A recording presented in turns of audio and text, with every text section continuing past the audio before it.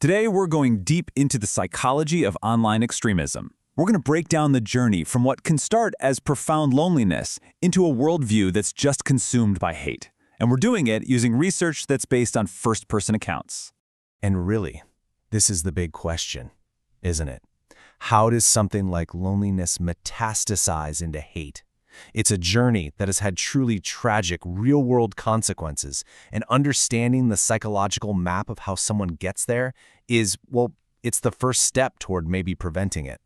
You know, it's really easy to look at extremism from the outside and just see the ideology, right? But the truth is, the path often begins with feelings that I think many of us can understand. A painful sense of insecurity, the sting of rejection, and a deep, really profound loneliness. Okay, so let's dive into this first stage. Before any kind of ideology really takes hold, a foundation of vulnerability is built, and this often happens over many, many years.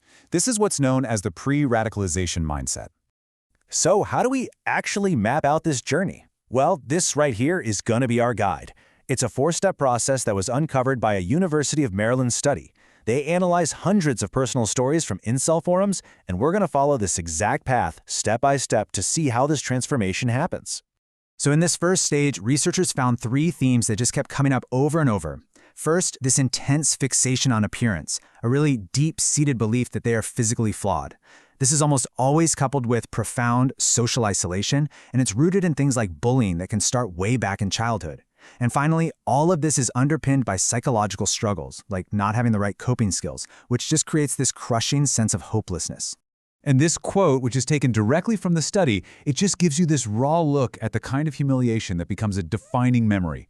I mean, an event from 7th grade, described with such vivid anger. It shows you just how deeply these experiences of rejection are felt, and how they can fester for years and years, becoming what this person called the final nail in the coffin.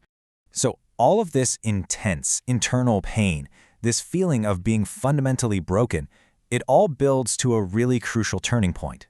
The person stops looking inward for the problem and starts searching for an external reason for all their suffering. They need an answer to the question, why is this happening to me?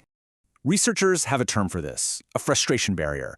It's that moment where you feel like you've hit a wall, where all hope is lost, and the situation feels completely unchangeable.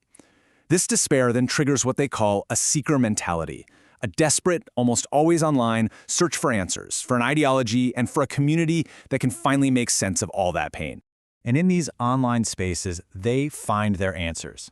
The blame gets shifted entirely outward. See, it's no longer about their own shortcomings. Instead, it becomes the fault of society's expectations, their own genetics, and yeah, overwhelmingly, the fault of women. This is a huge moment, the complete abdication of any personal responsibility. This search for someone or something to blame leads them directly to a very specific online ideology. It's one that offers a seemingly complete, though incredibly toxic, answer to all of their questions. This is what's known as taking the black pill. Now this is a really critical distinction to make. In a lot of online spaces, you hear about the red pill. It presents a pretty harsh view of social hierarchy, but it still offers a path forward through self-improvement. But the black pill is fundamentally different. It's pure fatalism. It's the belief that your place in the world is permanently fixed by your genetics, and there is absolutely nothing you can do to change it. So, to put it simply, the black pill is an ideology of absolute hopelessness. It's a worldview that tells you the game of life was rigged against you from birth, so there's really no point in even trying to play. And this kind of visualizes that journey into the ideology, what some researchers call the black pill pipeline. It often starts pretty innocently, maybe on a platform like YouTube, where the algorithm can accidentally lead you down a rabbit hole of more and more extreme content. From there, you find the online forums, these perfect echo chambers that just reinforce these nihilistic ideas. And for the first time, you find a community that not only understands, but validates all those feelings of hopelessness. So, what happens to someone's psyche when they fully embrace this fatalistic worldview? Well, this next stage reveals a really dangerous and complex mix of both relief and rage. It seems like a total paradox, but after swallowing the black pill, a lot of people report feeling the strange sense of peace. There's a feeling of liberation, right? You're free from the constant pressure of self-improvement. There's this perceived clarity, like you finally see how the world really works. And for the first time, there's a sense of community. But this so-called peace is built on a foundation of complete hopelessness, which, as research shows, is often linked to violence. And this is where the rage comes in. Sociologist Michael Kimmel coined this term aggrieved entitlement to describe it. It's this toxic belief that as a man, you are owed certain things, like sex and romantic attention from women.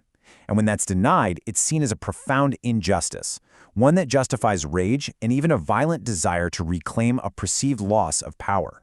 What's so crucial to understand here is that this pattern, it isn't unique to incels. As you can see, their journey maps almost perfectly onto established psychological models of extremism, that initial sensitivity to humiliation, the adoption of a rigid group ideology, and then the eventual turn towards action. It's a recognizable and tragically predictable path to violence. But understanding this pattern isn't just an academic exercise. It's the key. It's the key to figuring out how to break the cycle and hopefully prevent others from going down this same dark path. So this brings us to the most important question of all, right? If we can trace the psychological steps into this dark worldview, can we identify the key intervention points to help people find a way out? Well, the research points to a multi-pronged approach, and it focuses on the root causes we saw at the very beginning. This includes practical training to improve social and dating skills to build genuine confidence.